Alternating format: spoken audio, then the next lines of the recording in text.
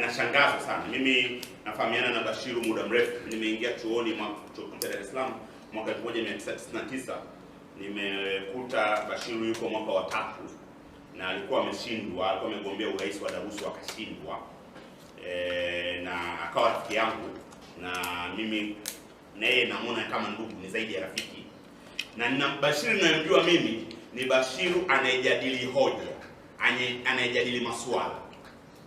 Sio Bashiru anayejadili nani anavaa nini na analishwa nini au analishwa na nani. Lakini naelewa kwamba ukishaingia CCM sehemu ya akili zako zinashuka. Na Bashiru nayemjua mimi, mwanazuoni, mtu wa masuala, na Bashiru wa sasa katibu mkuu wa CCM, uwezo wake wa kufikiri na akili zake umeshuka kwa zaidi ya 50%. Ndio maana sasa anaanza kujadili watu badala ya kujadili issues. Namtaka Bashiru arudi kujadili issues, na hizo issues yeye atajadiliana na katibu mkuu wa ICT, kwa sababu ndio saizi yake. Asiniparamie. Mimi napambana na Magufuli, ndio saizi yangu. Kwa hiyo na lazima ajue mgawanyo wa kazi.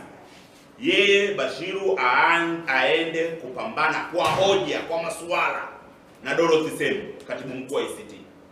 Aniache nipambane kwa hoja, kwa masuala na mwenyekiti wake, Rais wa Jamhuri ya Muungano wa Tanzania.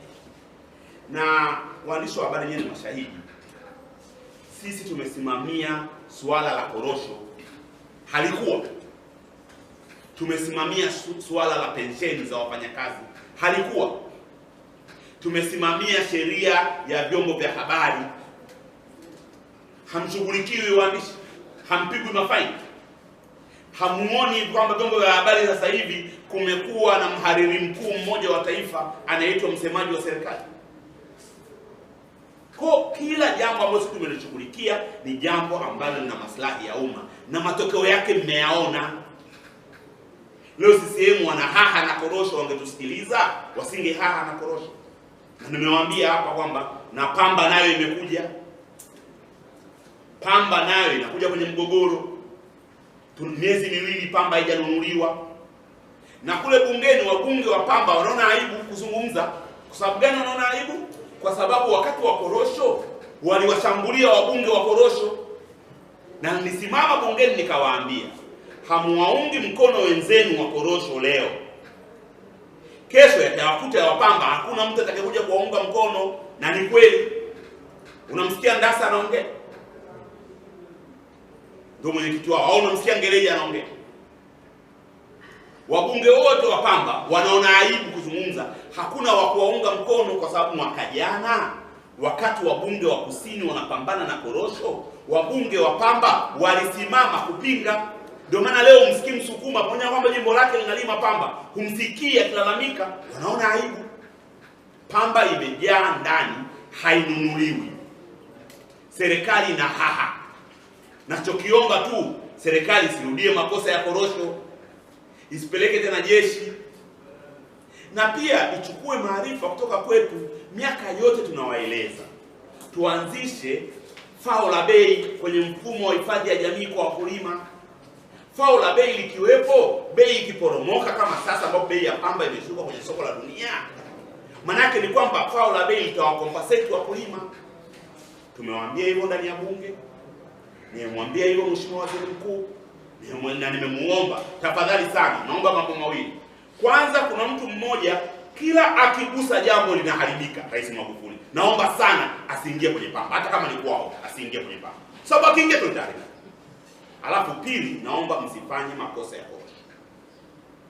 Kwa hiyo tumewaambia.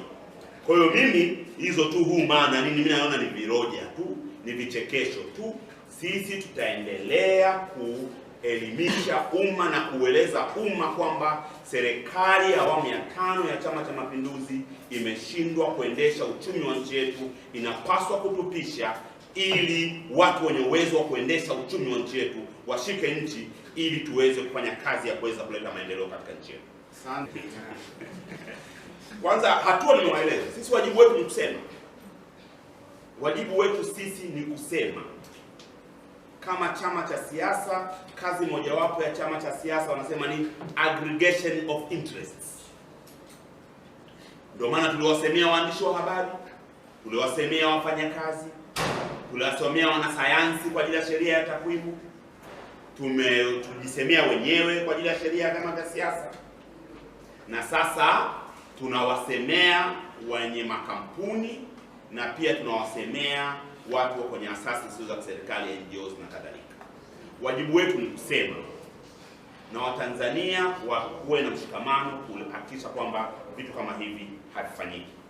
Sasa je, mabeberu na kadhalika, unajua mimi nasema kwamba kwanza hizi lugha ni za kizamani, yaani je lugha za miaka ya 70 wanaanza kuziibua sasa hivi.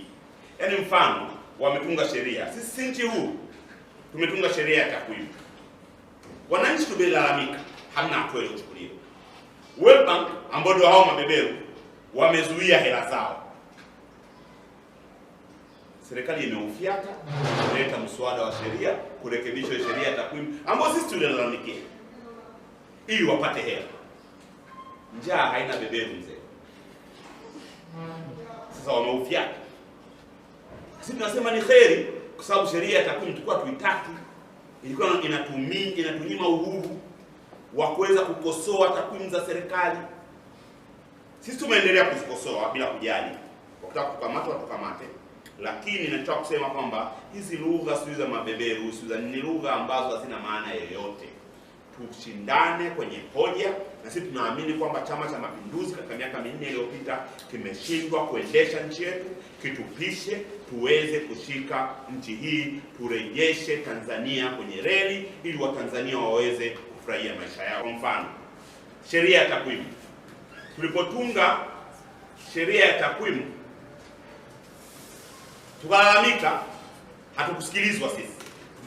Lakini Benki ya Dunia wamelalamika na wenyewe, wakazuia hela. Sasa hivi serikali imeleta kuirekebisha ile sheria ya takwimu ili kuzipata hela za Benki ya Dunia. Kwa hiyo ni kweli kwamba sheria inatungwa, zinapita kwa hati ya dharura kwa sababu ya wingi wa watu wa CCM ndani ya bunge. Lakini pressure ikiwa kubwa, wanarudi bungeni kuja kuleta mabadiliko. Mfano mzuri ni huu wa sheria ya takwimu ambao wanaleta sasa hivi, ipo katika hiyo miscellaneous amendments. Lakini wanaileta kwa sababu wanataka hela za Benki ya Dunia. Sababu Benki ya Dunia ilizuia 1.15 billion dollars. Hazijaja mpaka sasa. Hawajapata kabisa hela za Benki ya Dunia, ambazo ni za maji, ni za elimu na sheria za takwimu yenyewe. Kuna vitu vitatu ambavyo vilikuwa vimeathiriwa. Kwa hiyo wameleta. Ila jambo la msingi ni kwamba tunahitaji Watanzania wote kuunganika.